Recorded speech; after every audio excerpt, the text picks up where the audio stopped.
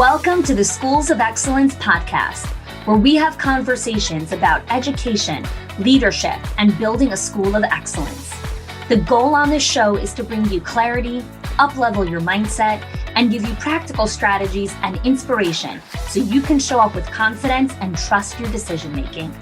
I'm Chani Olshansky. I'm a mom of 4 under 10, a former New Yorker, and been in the early childhood field my entire life. And I'm so grateful that you've joined me for this conversation. Welcome back to another episode of the Schools of Excellence podcast. Today is a super exciting episode. This is a conversation with Ashley Corthell. She is the owner at Daybreak Academy, which is in South Jordan, Utah. And she has been a member of our Owners HQ program since January of 2023. Now, in today's conversation, we really dive into her before journey and what her personal life, her health, and just what all of that was looking like. We talk a lot about how community has had a huge impact for her, really knowing that she's not alone, validating a lot of the struggles that she was continuing, coming to the summit and all of the group calls and conversations that she's had with so many of the other owners. She talks a lot about the specific trainings and systems that she's implemented inside of her organizations that's really helped shift the culture in her school, as well as bringing on her director inside our directors inner circle as well. One of the things that are really interesting that you'll take note of in this conversation is how her confidence has really increased as a leader and how staff and parents have noticed this and actually brought it out and told her about it. She has decreased her hours. She went from, hold on, 45 hours a week that she was working to a 10-hour work week. All right, I want you to digest that for a second. When she joined our community, she was working 45 hours a week. And one of the questions that I always ask our clients before they join is, how many hours are you working now? And how many hours do you want to be working in our journey together? And she said she wanted to be working 15 to 20 hours a week within the first couple months of working with us. And now she's down to 10 hours. This is a phenomenal conversation of this member spotlight. I hope you enjoy it as much as I do. You and I connected back last year in March. So March of 2022, I believe, around that time. And you and I had met in an event. And then several months later, we connected around October time. And the reason that we had connected was because you were really fascinated by the bridge to excellence, this concept on meta skills that I'd introduced. So take us back to that moment where you heard me speak about this concept and what intrigued you to reach out and for us to actually get on a follow-up call. Yeah. So my husband and I, the other owner of the school, were at a child care retreat in Florida, and you spoke on bridge leadership, and it resonated with both of us a lot. We loved all of the concepts that you were talking about as it relates to things that we as leaders need to be doing and how that can trickle down into helping our staff. So yeah, we really loved that. And we knew that it would be something that would help us and our admin team. So that was how we got connected. Yeah. So I remember our first conversation, we were talking, we were in a little bit in like the intake phase where when we first bring on a member, I'm asking about, what capacity are you at? How many hours a week are you working? And a little bit of that. So I want to take you back to that time for a moment. And then let's talk about kind of where we are in present. So back in October, we were chatting about what capacity you're at. And that time you were operating at about 93% capacity. And I'm curious what capacity you're operating at currently. Right now we're in our summer camp program, so it looks a little bit different. We're a little bit lower, but for the fall, which is starting for us in about a month, we're still right about 94%. Okay.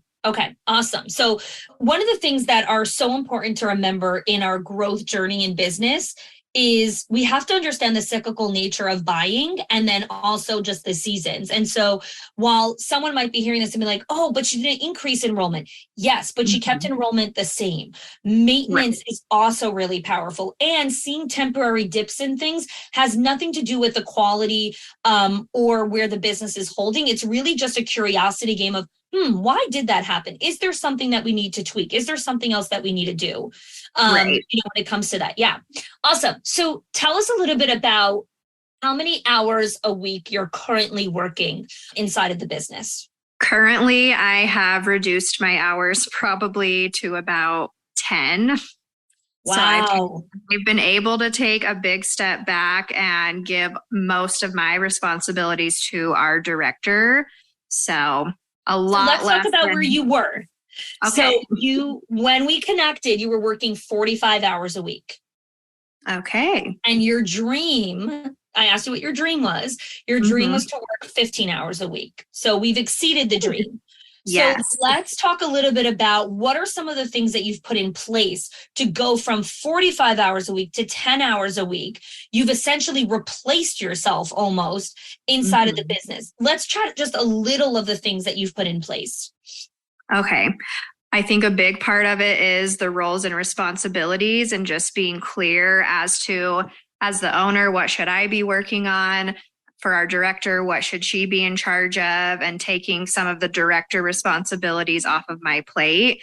And just having a lot of conversations with our director, kind of building up her confidence. She knows the childcare world. So, and I think the less I'm there, the more confident that she is to just run everything. Yeah. So when we first connected, you were really hands-on, really in the day-to-day. So walk me through a little bit of that mindset shift that needed to take place where you're like, hey, maybe it's better for me to physically not be here versus actually be here, because that's an internal game. That's not about, ratio or numbers or financials. Like that's a mental game. So tell us a little bit about that.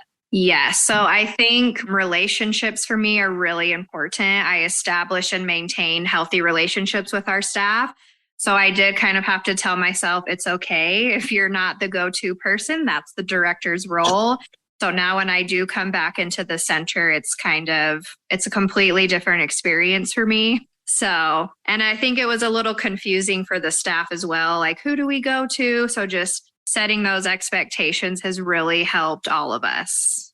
I love that. And one of the things that I always remind our leaders as they move through the journey, like the skill of learning how to set expectations, the skill of learning how to delegate, the skill of learning how to let go. Those are skills that take you to the next level and the next level and the next. It's not a mastery of like, okay, I painted the room and now I don't need to paint the room again. It's, okay, I've learned how to let go. So in the next stage of my business, I'm going to need to let go again of something, not the same thing, but something else.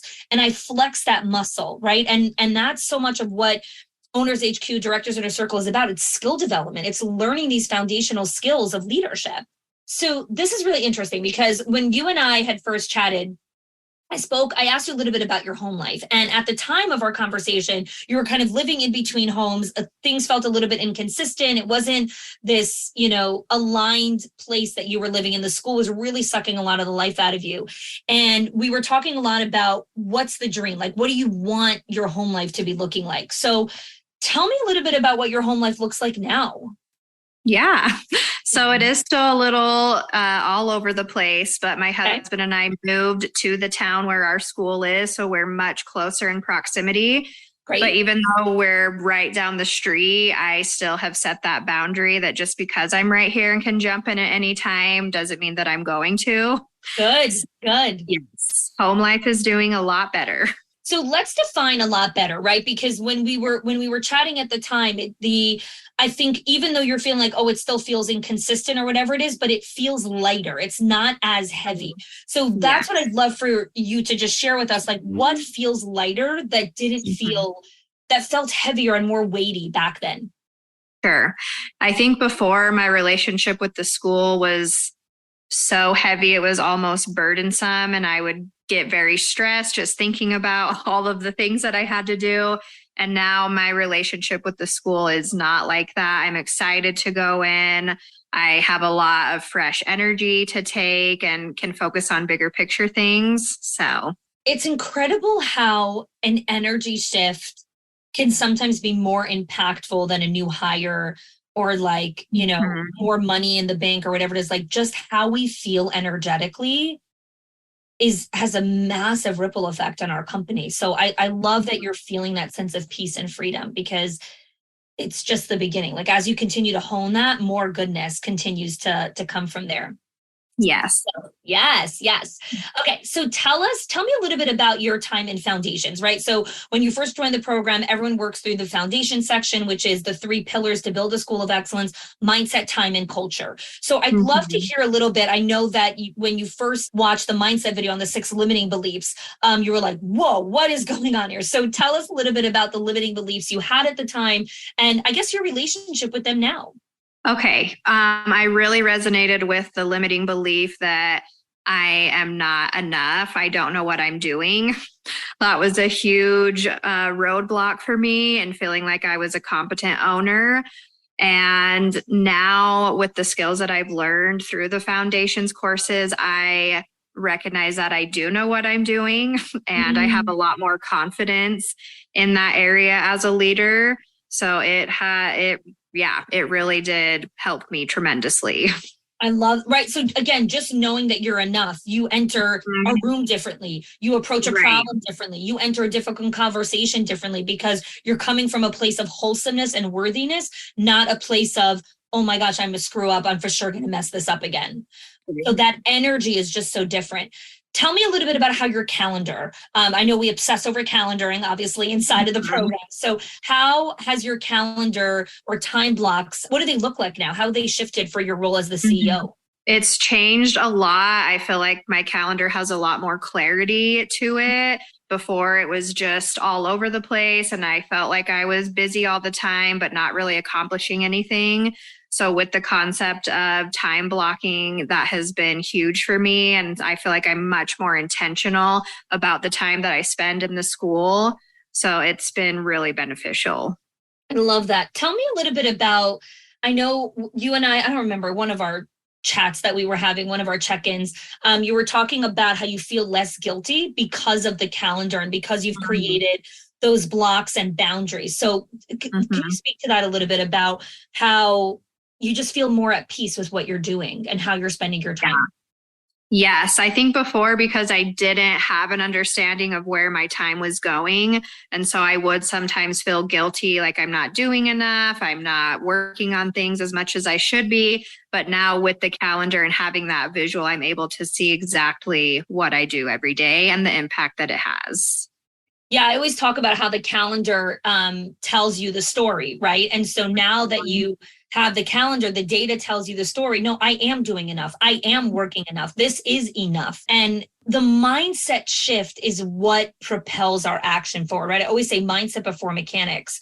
And the more that we can hone in our enoughness, our skills, our mindset, the more that we can really move forward inside of our company. So I love that for you. And then the last pillar of foundations is culture. So tell us a little bit about where your culture was when you and I first connected and we were talking about the bridge. And I guess just a little bit of the evolution that you've seen. Culture is obviously something we're always working on. Right. Yeah. Before, I think it was a lot of people maybe felt isolated.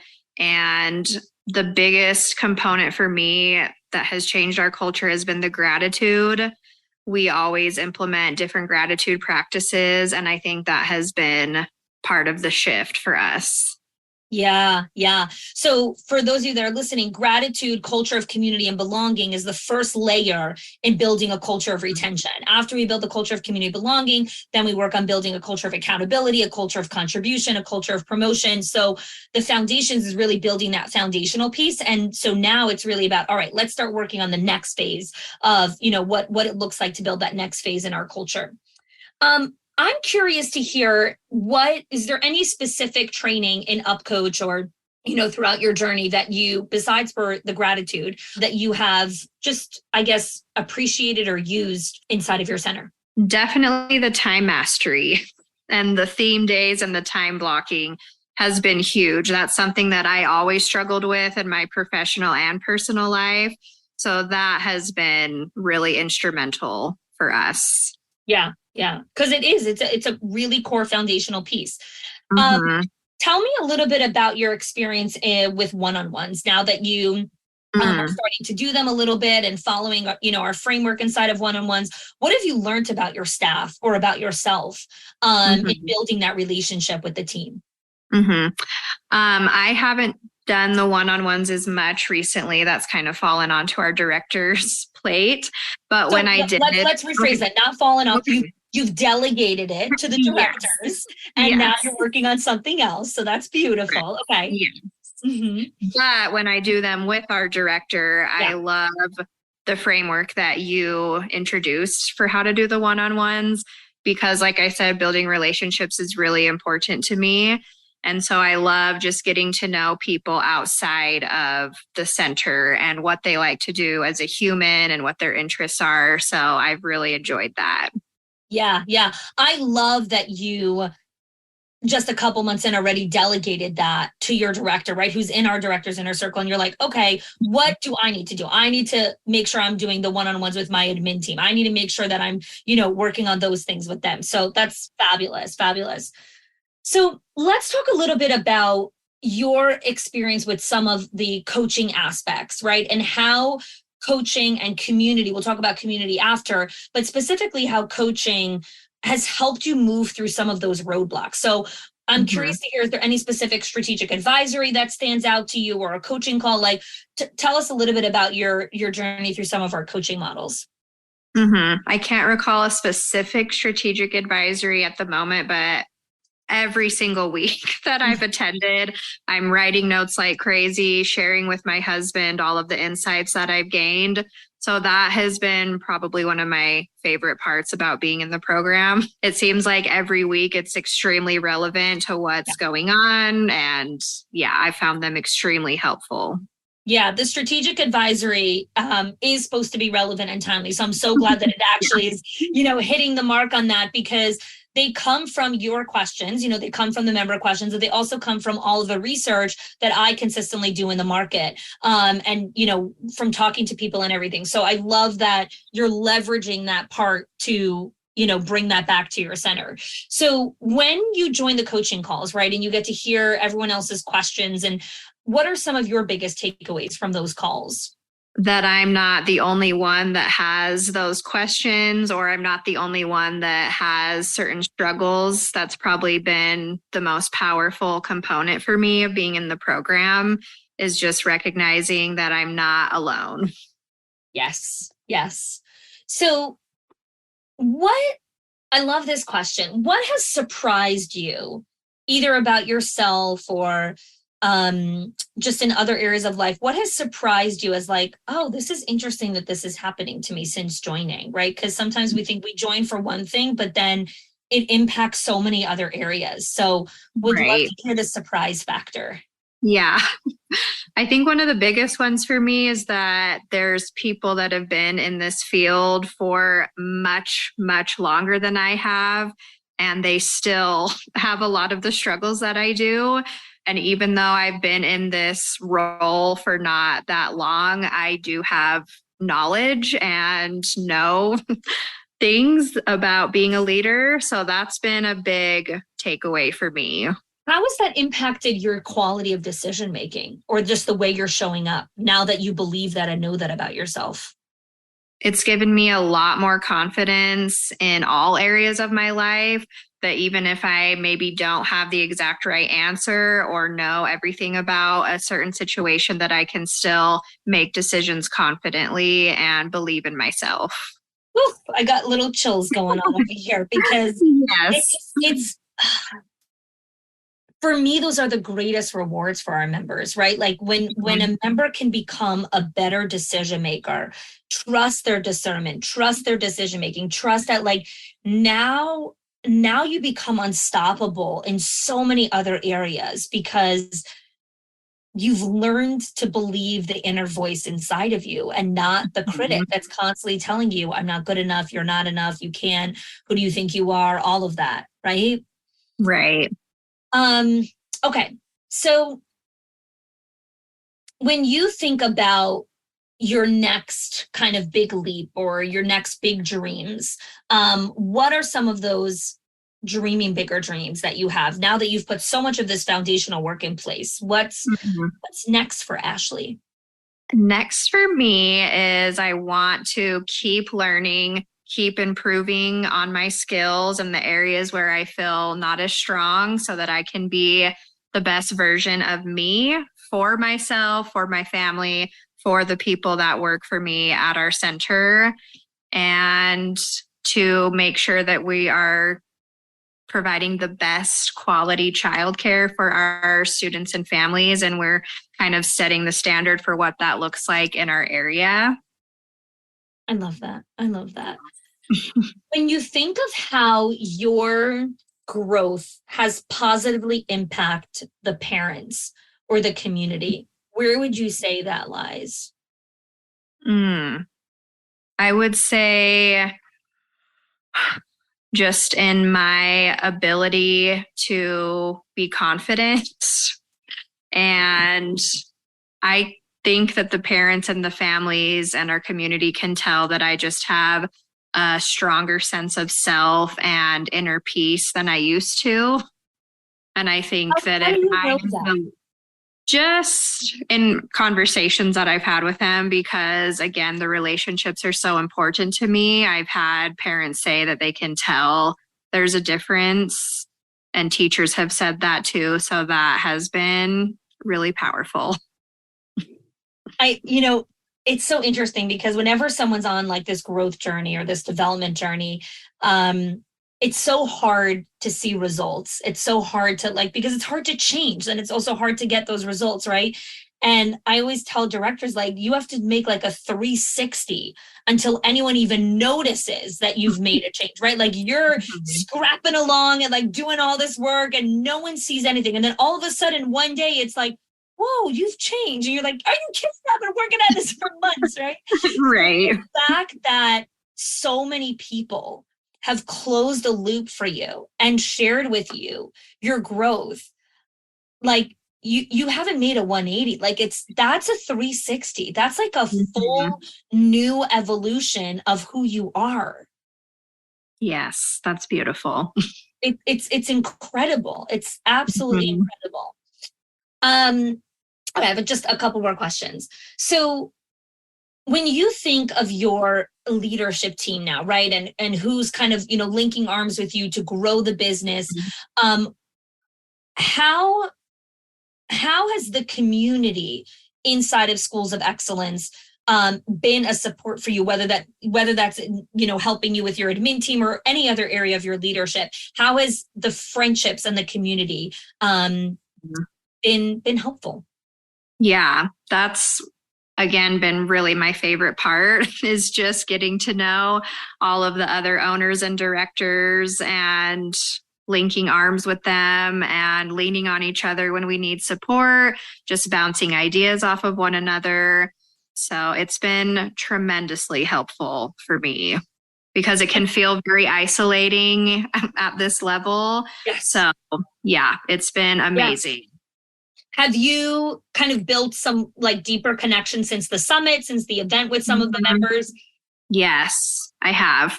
I love that. And I'm assuming you guys also get on private calls and stuff like that, not just on the coaching calls, you guys connect outside of the group sometimes.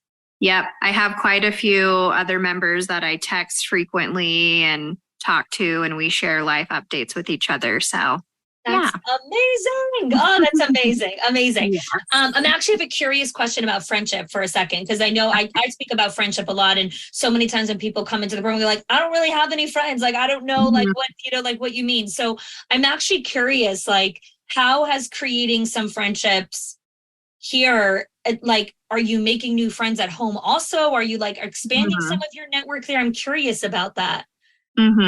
Yes, I am. It doesn't come hard to me to make friends. So, which has been nice, but it's been really, really nice to have friends that are in the same circle and stage of life that I'm in. Yeah. So yes, it definitely has trickled down into the other areas of my life as well. I love that.